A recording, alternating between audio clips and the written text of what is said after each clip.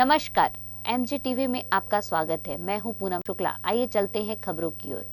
छत्तीसगढ़ के मुख्यमंत्री निवास क्षेत्र में आग लगाकर जान देने वाले तेलिनसती के बेरोजगार स्वर्गीय हरदेव राम सिन्हा की पुण्यतिथि पर भाजपा द्वारा उन्हें घड़ी चौक पर दीपक जलाकर याद किया गया।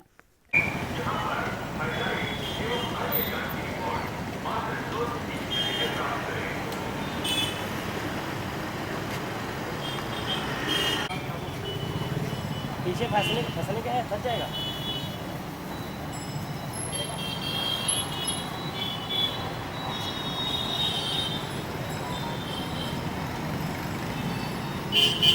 बोलो भारत माता की जय। भारत माता की जय। वंदे मातरम। वंदे मातरम। हरदेव सिन्हा अमर रहे, हरदेव सिन्हा अमर रहे, हरदेव सिन्हा अमर रहे, हरदेव सिन्हा अमर रहे, अमर रहे, अमर रहे, हरदेव सिन्हा अमर रहे, अमर रहे, अमर रहे, हरदेव सिन्हा अमर रहे। अमर रहे, अमर रहे।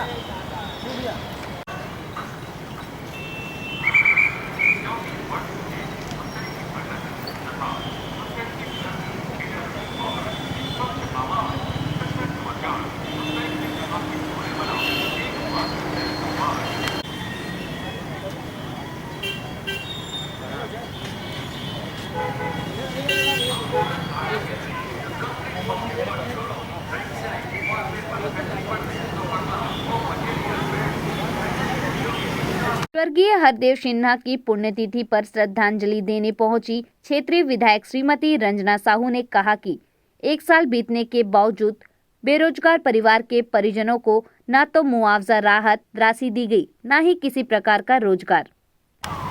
मैडम, जहाँ तक हमको याद है, इस परिवार के घर में उनके आंसू पोंछने आप जरूर गई थी, तो आज तक 1 वर्ष हो गया, तो क्या उनके परिवार को मुआवजा मिला? किस तरह की जानकारी? क्या उनके परिवार के किसी सदस्य को सरकार ने नौकरी दी? और इस घटना को कितना दुर्भाग्यजनक मानते? देखिए, बहुत ही दुखद ये विषय है कि प्रदेश के मुखिया के बंगले के सामने, माननीय मुख्यमंत्री जी के बंगले के सामने धमतरी के हमारे भाई हरदेव सिन्हा ने आत्मदाह किया। और कारण भी यही था, स्पष्ट है कि मुख्यमंत्री जी के न मिलने के कारण वो क्षुब्ध हो गया था और इसी कारण उसने आत्मदाह किया और वो बेरोजगार युवक था। और ऐसी जो घटना हुई है और सरकार आंख बंद करके, मुंह बंद करके बैठी हुई है। इतनी बड़ी घटना होने के बाद एक बेरोजगार युवक जब आत्मदाह करता है, उसके बाद उसके परिवारजनों को जो सहयोग करना चाहिए, सरकार ने किसी प्रकार का सहयोग नहीं किया। यहाँ तक कि उनकी पत्नी और 2 बच्चियाँ हैं, उनको किसी प्रकार का सहयोग भी नहीं किया। और जो उनकी पत्नी को सरकारी नौकरी की मांग हमने की थी, अभी तक उनकी सुध सरकार ने नहीं ली है। ये प्रदेश की सरकार बड़ी बड़ी बातें करते हैं कि हम महिलाओं को संरक्षण दे रहे हैं, महिलाओं को आगे बढ़ा रहे हैं, नौकरियां प्रदान कर रहे हैं। किसी भी प्रकार, किसी भी न विभाग को भेजा, न स्वयं मुख्यमंत्री, न किसी ने उनकी सुध ली। ये तो हो गया कंपनसेशन ना देने का एक मुद्दा। और एक घोषणा पत्र में इनके एक वादा और था कि सारे बेरोजगारों को कुछ निश्चित राशि देंगे, तो वो राशि अगर मिलती रहती, जीविकोपार्जन का साधन मिलते रहते, क्या ये दुर्दिन, ये दुख भरे दिन देखने पड़ते? बिल्कुल। कांग्रेस अपने घोषणा पत्र में कहा था बेरोजगार युवकों को जो राशि उन्होंने कही थी कि हम इन्हें बेरोजगारी भत्ता प्रदान करेंगे। यहाँ तक कि अनेक युवाओं ने पंजीयन करा लिया है अभी तक, लेकिन किसी भी प्रकार का बेरोजगारी भत्ता हमारे युवा साथियों को नहीं मिल रहा है। तो ये प्रदेश सरकार की कार्यशैली सत्ता में आते ही सारी चीज़ें भूल गई है सरकार। अब क्योंकि आप एक जनप्रतिनिधि हैं और इनको न्याय न मिले 1 साल गुजर चुका है, तो आपके तरफ से किस तरह के प्रयास होंगे कि 1 साल बाद भी इनको कम से कम परिवार को न्याय मिल जाए? आपके लिए आपके किस तरह के प्रयास होंगे? लेकिन भारतीय जनता पार्टी लगातार ये प्रयास कर रही थी। जब ये आज से 1 वर्ष पूर्व जब ये घटना हुई थी, जब भाई हरदेव सिन्हा ने आत्मदाह किया था, उस समय भी लगातार भारतीय जनता पार्टी ने ये प्रयास किया कि उन्हें परिवार को न्याय मिलना चाहिए, उनकी पत्नी बसंती को न्याय मिलना चाहिए। लगातार हम सबका ये प्रयास रहा है, लेकिन अभी तक सरकार ने उनकी कोई सुध नहीं ली है। तो लगातार हमारा प्रयास रहेगा, जब तक उन्हें न्याय नहीं मिलेगा हम ये लड़ाई लड़ते रहेंगे। स्वर्गीय हरदेव सिन्हा की मौत को असामयिक मौत बताते हुए भाजपा नेता राजन शर्मा, चेतन हिंदुजा, विजय मोटवानी और जय हिंदुजा ने कहा कि कांग्रेस ने बेरोजगार और बेरोजगारी भत्ता देने के वादे अगर पूरे नहीं किए तो आगे भी अप्रिय घटना हो सकती है। महाराज, ये कितना बड़ा मुद्दा था जो पूरी राज्य सरकार को हिला सकता था, लेकिन भाजपा को जो दबाव बनाना चाहिए था इतने बड़े मुद्दे में, क्या वो बनाने में भाजपा सफल हुई दिखती है आपको? मैं ये कहता हूँ दृश्य और अदृश्य 2 रूप होते हैं। अदृश्य रूप से हरदेव सिन्हा जी की मृत्यु कांग्रेस के लोगों को, छत्तीसगढ़ की सरकार को, उसके दिल को जगा कर चले गया कि उन्होंने बेरोजगारों के साथ न्याय नहीं किया। असंवेदनशीलता की जितनी ऊंचाई हो, उस ऊंचाई का चरम सीमा यदि कोई है तो क्षेत्र के ये बेरोजगार युवक हरदेव सिन्हा है। और इसकी मृत्यु एकमात्र हरदेव सिन्हा नहीं बल्कि छत्तीसगढ़ के उन सारे बेरोजगारों युवकों का प्रतीक है, जिनकी आत्माएं मर रही है, जिनके अरमान मर रहे हैं, जिनके सपने चकनाचूर हो रहे हैं। आज ऐसे अरमानों पर पानी फिर रहा है। और लोकतंत्र में यदि कोई सबसे बड़ी चीज़ होती है तो जनता की अदालत होती है। छत्तीसगढ़ की जनता ऐसे युवक की मृत्यु की शहादत को न्याय करेगा बैलेट के माध्यम से।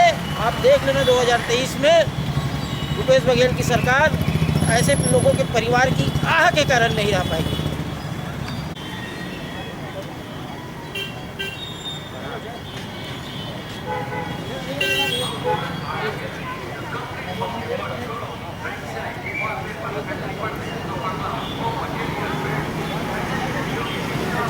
बोलो भारत माता की जय। भारत माता की जय। वंदे मातरम। वंदे मातरम।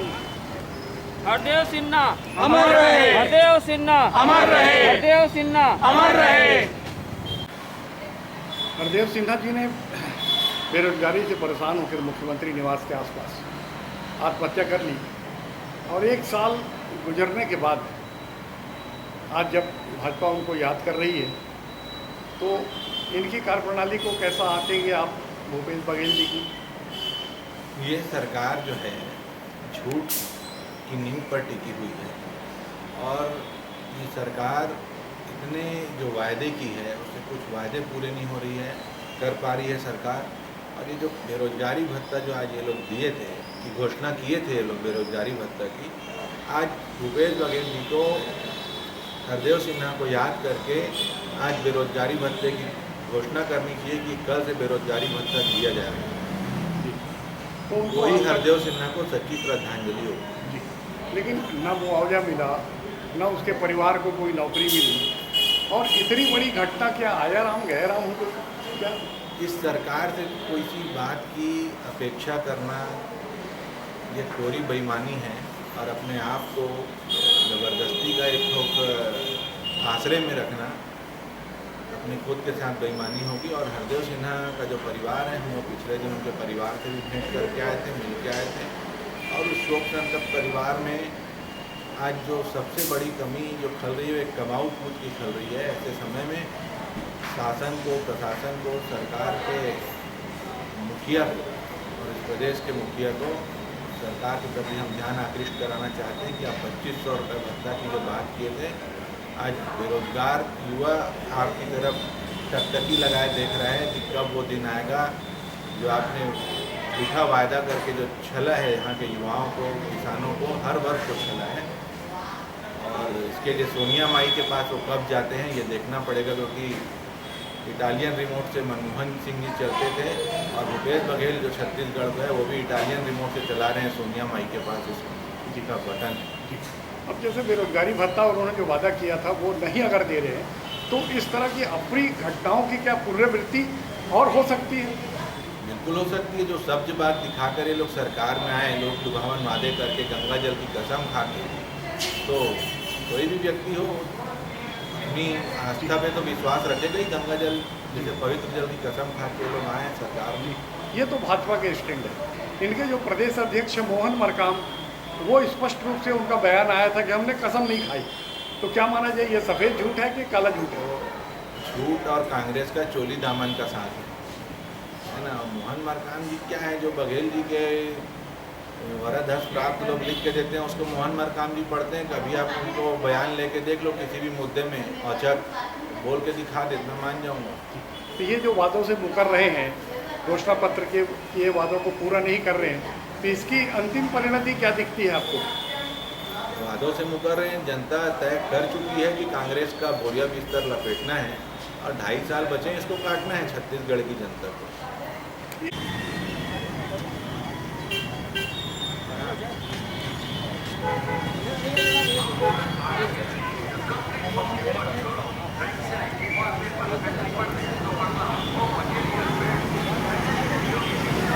बोलो भारत माता की जय। भारत माता की जय। वंदे मातरम। वंदे मातरम।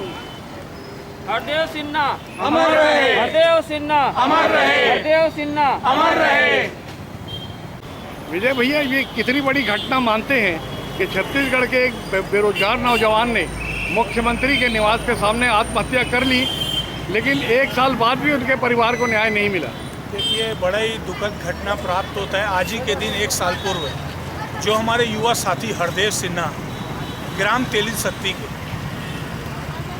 इन्होंने कांग्रेस पार्टी ने अपने घोषणा पत्र में एक पवित्र गंगा जल की कसम खाई थी कि हम युवाओं को रोजगार देंगे, 2500 रुपये 10 लाख परिवारों को बेरोजगारी भत्ता देंगे, 10 लाख युवाओं को, और अनेक प्रकार की घोषणा की थी इन्होंने।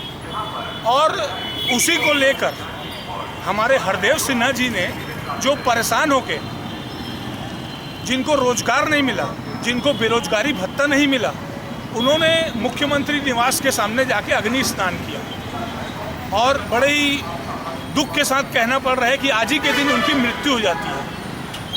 तो बड़ी निंदनीय घटना है। तो मैं हाथ जोड़कर हमारे प्रदेश के मुखिया से अनुरोध करूंगा कि जो आपने वादे किए हैं, खासकर जो बेरोजगारों के साथ जो छल कपट किया है, उसको पूरा करें, नहीं तो भारतीय जनता पार्टी एक बड़ा आंदोलन करेगी और आपको जीने नहीं देगी।